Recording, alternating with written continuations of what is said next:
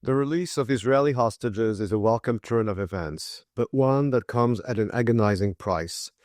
In return for 33 innocent Israelis who were abducted from their beds as their dear ones were being massacred in front of their eyes, Israel will release 1,904 convicted criminals, including mass murderers with blood on their hands.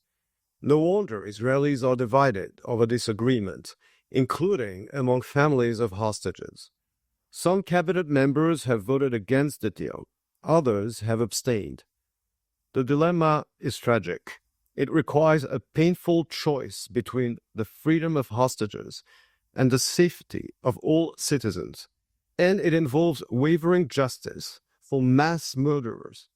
It is for Israelis and for the government to make those painful decisions. Israel has sacrificed 840 soldiers in this long war started by Hamas.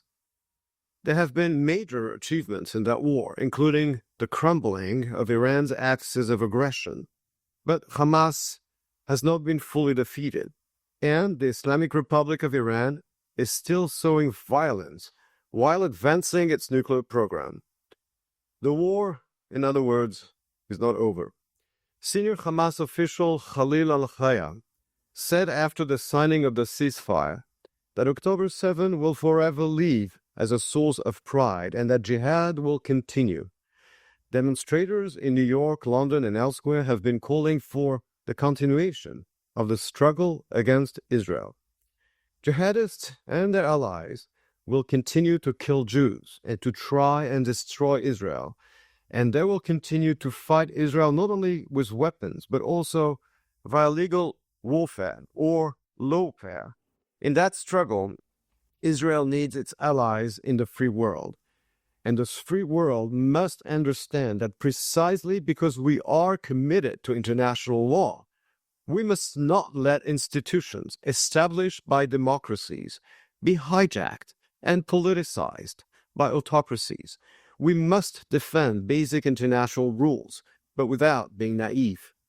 The outrageous genocide case against Israel was submitted by South Africa to the International Court of Justice, or ICJ, when the court's president was Nawaf Salam.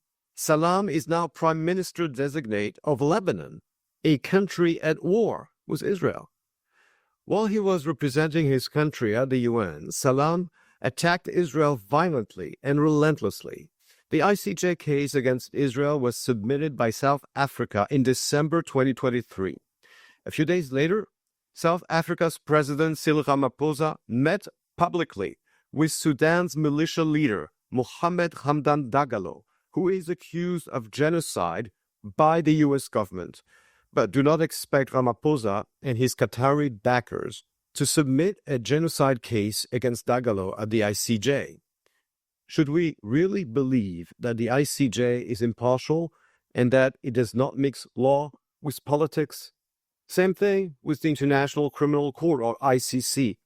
Its head prosecutor, Karim Khan, issued arrest warrants against Israeli leaders without respecting the court's principle of complementarity, even though Israel is a democracy that fights while respecting international law.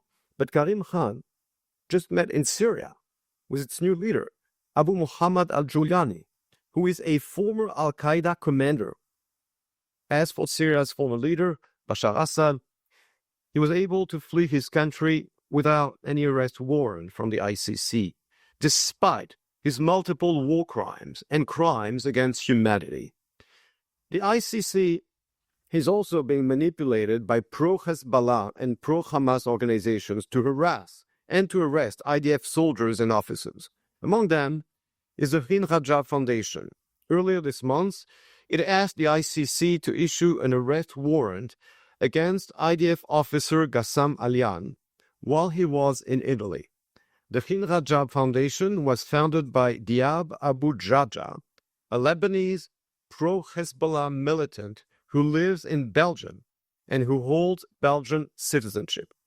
While presenting himself as a civil rights activist, Diab Abu Jaja received military training from Hezbollah before moving to Belgium.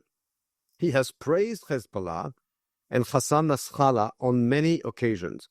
Back in 2006, he traveled to Lebanon to rejoin Hezbollah and fight Israel in the Second Lebanon War. Diab Abu Jaja has justified the October 7 massacres, and he has denied that Hamas committed atrocities on that day. His posts on social media are violently anti-Semitic. This is the man who is using the ICC supposedly in the name of justice. Let us not be fooled, and let us not confuse this travesty with international law. The struggle of the Jewish people and of the free world is far from being over. Lawfare is directed primarily at Israel, but it threatens all free and law-abiding nations.